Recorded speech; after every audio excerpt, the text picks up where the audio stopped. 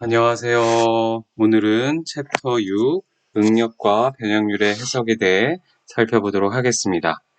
챕터 6.1의 소개와 챕터 6.2의 평면 응력에 대해서 살펴보도록 하겠습니다. 우선 소개부터 드리겠습니다. 그래서 이제 기존엔 보축, 봉에서 수직 및 전단 응력이 발생했을 때에 대해 저희가 어떻게 응력이 발생하는지에 대해 관심을 두었지만 지금 지난 시간부터 저희가 관심 있는 영역은 경사면에서의 응력이 어떻게 발생할 것이냐. 경사면에서 더 큰 응력이 발생될 경우에 그 부분에 균열이 생길 수 있기 때문이겠죠. 그래서 챕터 2.6과 챕터 3.5는 일축 응력과 순수 전단 응력에 해당하는 경우에 대해서 응력을 구하는 방법을 학습을 했습니다. 사실 오늘부터 배울 챕터 6은 일반적인 경사면에서의 응력이에요. 그래서 일반적이라는 건 결국에 앞에 일축 응력, 순수 전단을 다 포함할 수 있는 경우에 응력을 구하는 방법을 배운다는 뜻입니다.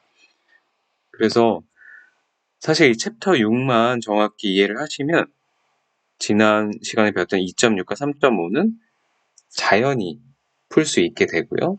사실 이 앞에서 풀었던 공부했던 그 부분은 이제 뒤에 오늘부터 시작한 챕터 6을 더 쉽게 배우기 위한 어떤 준비 작업이었다고 생각을 하시면 돼요. 그래서 이런 3차원 요소에 응력이 발생을 하게 되면 저희가 응력 텐서라는 것으로 표현을 할 수 있는데요. 이 응력이라는 게 다음과 같은 표기법을 가지게 됩니다. 시그마 AB, 앞으로 이런 식으로 많이 표현이 될 텐데 어떤 문자나 숫자, 축을 대표하는 그런 기호로 나타날 텐데요. 이 뜻은 시그마 AB라는 건 A 방향의 면에 작용하는 B 방향의 응력 성분이다. 그 말이 무슨 말이냐면 예를 들어 XYZ 평면을 혹은 1, 2, 3 평면을 이렇게 나타내게 되면 시그마 13이라는 건 무슨 뜻이냐? X1, 그러니까 1 방향의 면에 작용하는 X1의 수직인 이 방향의 면에 작용하는 3 방향의 응력 성분. 그러니까 지금 위로 발생을 하고 있잖아요.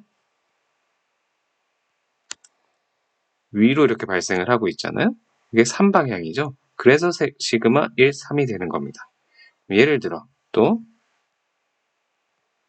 시그마 2, 3인 경우에 얘는 2의 방향의 면에 작용하는 X2, 그러니까 X2의 수직인 이 면의 방향에 작용하는, 근데 어느 방향의 응력 성분이냐면 3방향. 여기서 또 동일하게 X3 방향으로 위로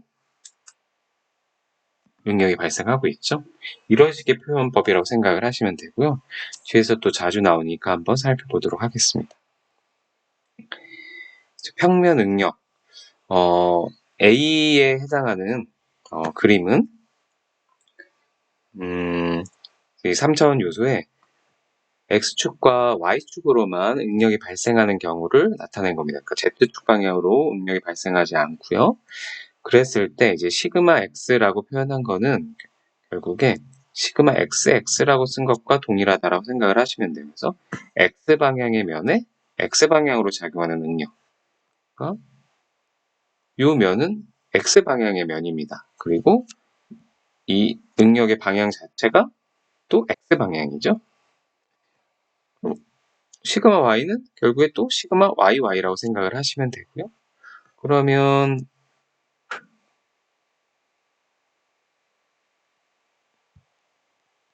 타우 XY를 한번 살펴보면 타우 XY 같은 경우 어때요? X 방향의 면에 Y 방향으로 작용하는 응력이죠. 그쵸?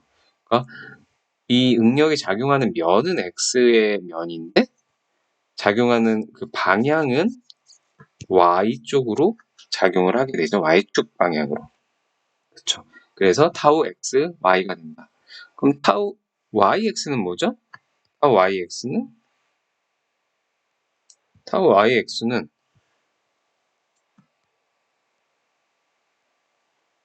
타우 YX는 y 방향의 면인데 x축 방향으로 작용하는 응력인 거죠. 그렇죠? 그래서 반대쪽에 있는 애는 똑같죠. y 방향의 면에 x축 방향으로 작용하는 응력. 그래서 이런 식으로 표현을 할 수 있다는 걸 일단 기억을 해두시고요. 중요한 거는 이제 보호규약입니다. 앞에 단원에서 했던 보호규약은 어떤 특수한 경우에 대해서 했기 때문에 잊으셔도 되고, 사실은 여기서의 보호규약을 따르시면 되겠어요. 그래서 양의 면에 양의 방향으로 작용하는 응력을 양의 응력이라고 한다. 그거는 곱하기라고 생각을 하시면 돼요.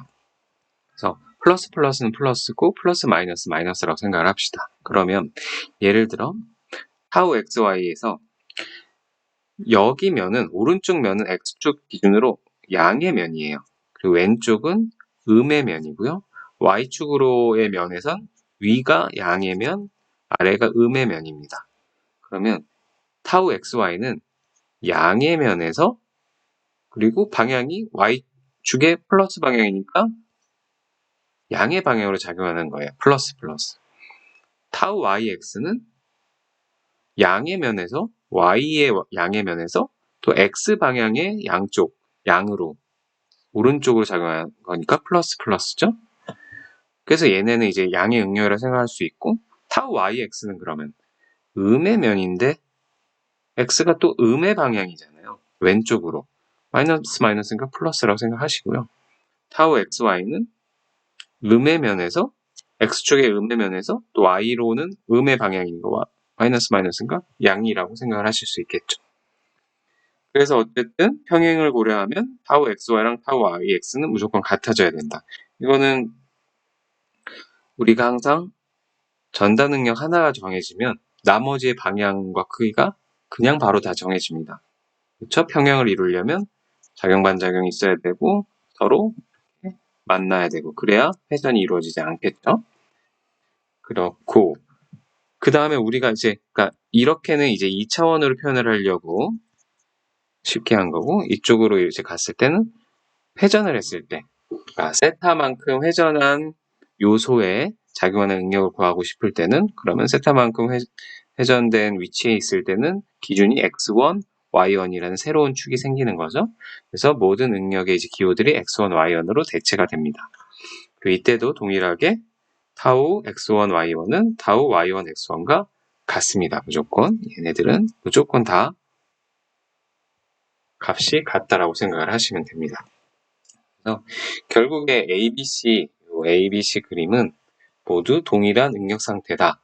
이 말은 그러니까 표현을 다르게 한 것뿐이지 물체 변화가 지금 생긴 게 아닙니다. 물체 지금 작용하는 응력은 다 동일한데 3차원으로 받느냐 2차원으로 받느냐 그리고 내가 수직인 축에서 받느냐 수직인 축에서 세타만큼 회전된 그 위치에서 받느냐의 차이가 있을 뿐입니다. 그래서 이제 경사면의 응력을 한번 또 살펴보면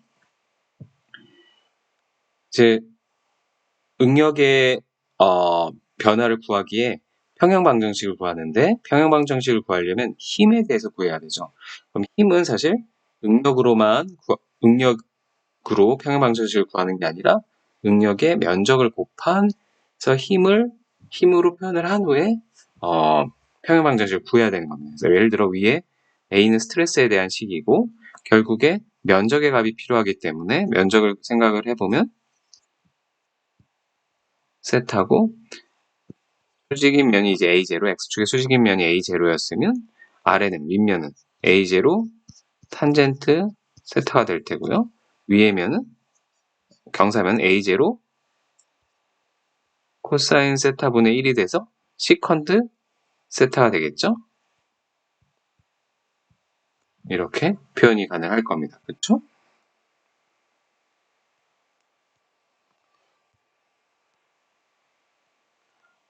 그러면 사실 아래와 같이 힘으로 다시 표현이 되는 거죠.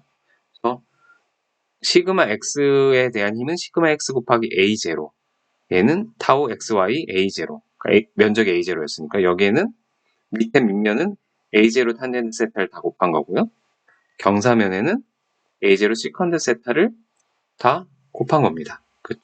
이렇게 힘으로 나타날 수 있고, 그럼 얘를 이제 평행방정식을 구해야 되는데, 평행방정식을 구하려면 이제 중심 축이 있어야겠죠? 그러면 이때는 우리가 회전한 축을 기준으로 합니다. x1, y1. 그러면 x1의 기준으로 모든 힘을 다 더해보고, 그다음 f, y1에 해당하는 모든 힘을 다 더해보면 다음과 같은 식을 구할 수 있는데, 어떻게 하죠? x1 축을 기준으로 하면 일단 이 힘이 존재하죠? 얘는 얘에 해당하는 거고요. 그럼 나머지 힘들은 어디 있죠? 나머지 힘들은 x1 축으로 힘을 다 분해해야 됩니다. 그렇죠? 그러니까 시그마 x a1 제로는 이런 식으로 분해를 할 수 있을 테고요.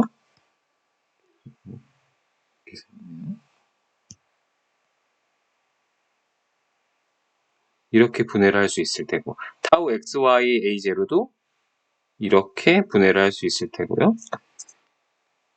그러니까 x1, y1 축으로 이렇게 힘을 다 분해를 해놓는 거죠. 얘도 이렇게 분해가 될 겁니다.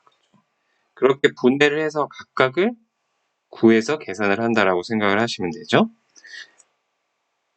그럼 예를 들어 하나만 한번 보면, 얘를 한번 보면 끄집어내면 어떻게 된 거죠? 원래 시그마 x a0인데 이렇게로 나누면, 세타로 나누면 요 x1축 방향으로 힘은 시그마 x a0 코사인 세타가 될 테고, 위쪽 방향의 힘은 시그마 x a0 사인 세타가 되겠죠. 그렇죠? 그래서 x축 방향의 힘인 얘가 여기에 들어가는 거죠. 그리고 방향은 지금 이쪽 방향을 플러스로 봤기 때문에 반대 방향은 마이너스 방향인 겁니다. 이 방향. 그래서 마이너스. 그리고 그 다음엔 어떻게 돼요? 타우 xy a0에 의해서 발생하는 x1의 방향, 요 힘은 결국에 사인 세타를 곱하면 되고요. 그리고 시그마 y a0 탄젠트 세타에 해당하는 얘는 이 힘을 분해하면 이쪽 방향의 힘은 또 사인 세타를 곱하면 되고, 또 그 다음에 얘가 가지고 있는 x1 방향의 힘을 계산을 하면 타우 yx a0 탄젠트 세타에 코사인 세타를 곱하면 되고, 그러니까 힘을 그냥 분해한 겁니다. 하나하나 삼각형을 띄어와서. 그렇게 하고 FY1은 어떻게 되죠? 요 방향의 축으로 생각을 하면 되죠. 요 방향의 축으로 생각을 하면, 다시 또 복잡해졌으니까 지우고,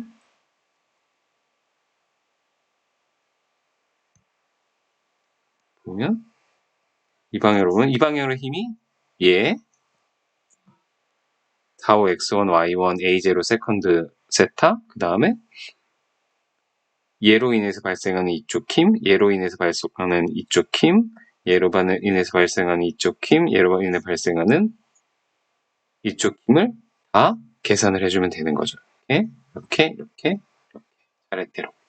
근데 결국에는 똑같은 힘을 세타를 기준으로 나눈 거기 때문에 보면 코사인 세타가 사인 세타가 되면 되고, 사인 세타가 코사인 세타가 되면 되고, 사인이 코사인, 코사인이 사인이 되면 각각의 방향별 힘이 계산이 됩니다. 이거는 한번 손으로 해보시고요. 그럼 요 식을 두 개를 연립을 하면 결국에 이런 좀 단순화된 식을 풀 수가 있습니다. 그렇게 했을 때 저희가 또 특수한 상황을 좀 생각을 해볼 수가 있겠죠? 세타가 0이면 어떻게 돼요? 코사인은 1이 되고 사인은 0이 되고, 여기는 뭐 0, 1. 그렇죠? 그러면 결국에 얘만 살아남아서 시그마 x1은 시그마 x랑 같고, 또 아래 식도 사인이 1이고, 사인이 0이고, 코사인이 1이고, 0이고, 이렇게 되면 결국에 얘만 살아남아서 타우 x1, y1은 타우 xy와 같다. 라는 식으로 되죠? 그럼 이건 당연한 거죠. 그러니까 세타 0이라는 건 회전을 안 한 거니까, 그 다른 각도에서 본 게 아니라 수직인 각도에서 그대로 보고 있는 거니까 원래 수직면에 해당하는 응력과 동일할 수밖에 없겠죠? 근데 90도면 어떻게 되느냐? 결국에 똑같이 이번에는 90도일 때는 반대죠? 사인이 1이고 코사인이 0이고를 대입을 해보면 결국에 시그마 x1은 시그마 y가 되고 타우 x1, y1은 마이너스 타우 xy가 된다. 라는 것을 간단하게 살펴볼 수가 있습니다. 그래서 이런 특징이 있겠구나. 그리고 이제 평면 응력에서 변환 공식 얘를 조금 더 활용하기 쉽게 고쳐보면 이제 삼각함수 공식 이 세 가지의 공식을 여기 해당하는 파트에 집어넣어주면 되겠죠. 코사인 제곱, 사인 제곱, 사인, 코사인 이 자리에 여기 자리에 각각을 집어넣어서 정리를 하면 다음과 같은 평면 응력의 변환 공식을 구할 수가 있습니다. 이제 이 식은 굉장히 저희가 많이 활용하게 되고요.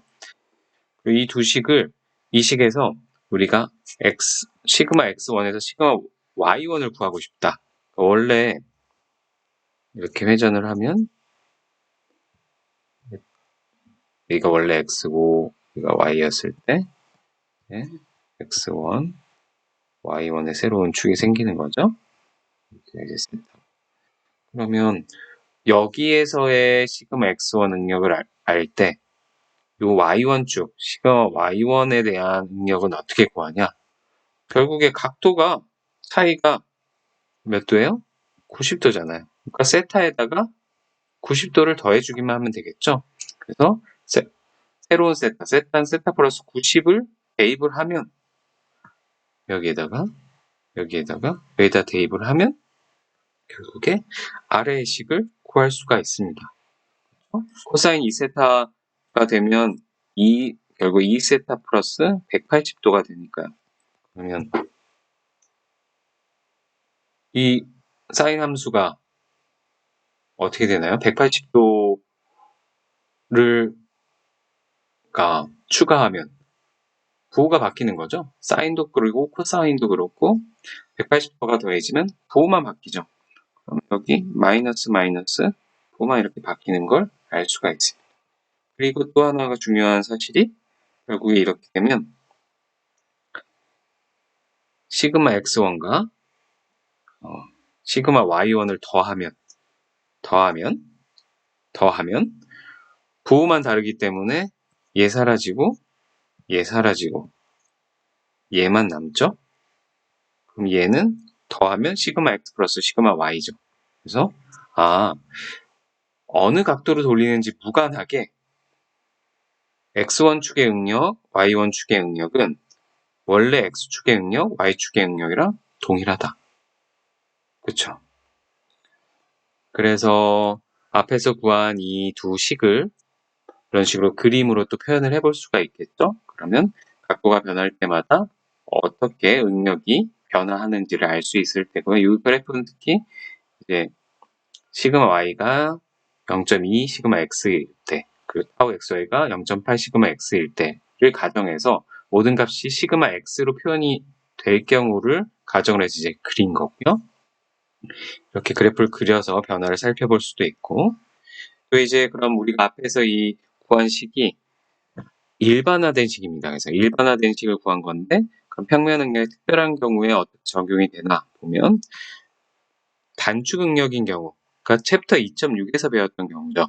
그러니까 무조건 한 축으로만 이렇게 응력이 발생하는 경우, 이 경우에는 y축 응력이 0이고 전단 응력이 0인 경우입니다. 그렇죠?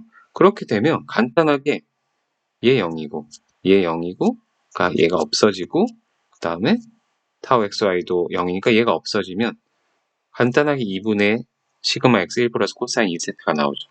타우 x1 y1 전단 응력도 전단 응력 없고 시그마 y 없으면 2분의 마이너스 시그마 x 사인 2세타가 나오죠. 그러니까 이게 2.6절에서 챕터에서 저희가 유도했던 식인데 일반화된 공식에서 바로 구할 수 있다라는 거였습니다. 순수 전단은 뭐였죠? 요소에 순수하게 전단 응력만 있을 경우인데 이 경우에는 시그마 x랑 시그마 y가 0인 경우죠. 그럼 또 동일하게 위에 식에 시그마 x, y에 0을 집어넣으면 결국에 얘만 살아남죠. 얘만. 그럼 그 식이 바로 이 식이 되는 겁니다. 그렇죠? 그래서 이것도 3.5절에서의 유도했던 식과 동일합니다. 그래서 굉장히 쉽게 유도할 수 있게 된 거죠. 그리고 이번엔 이축 응력은 다음과 같이 축방향으로 수직 응력만 있는 경우고요.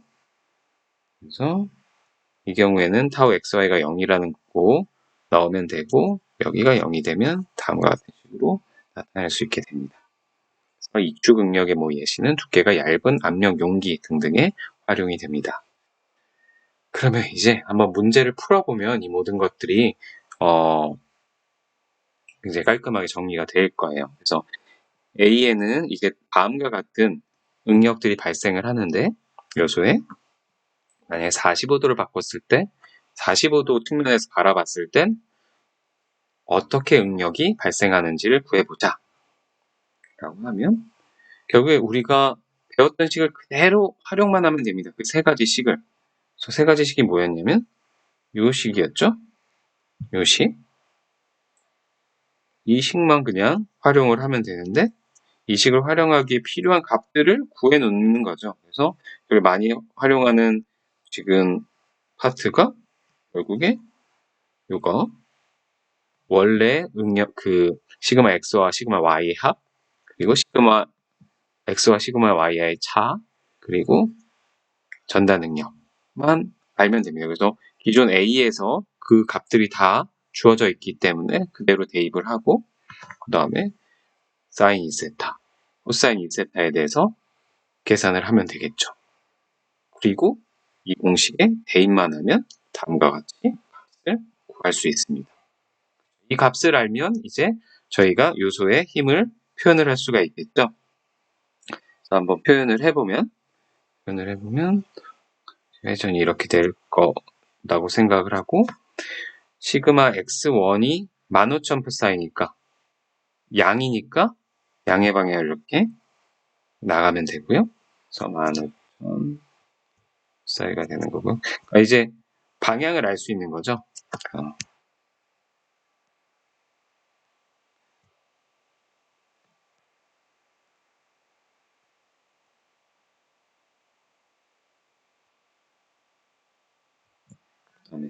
타우 x1, y1은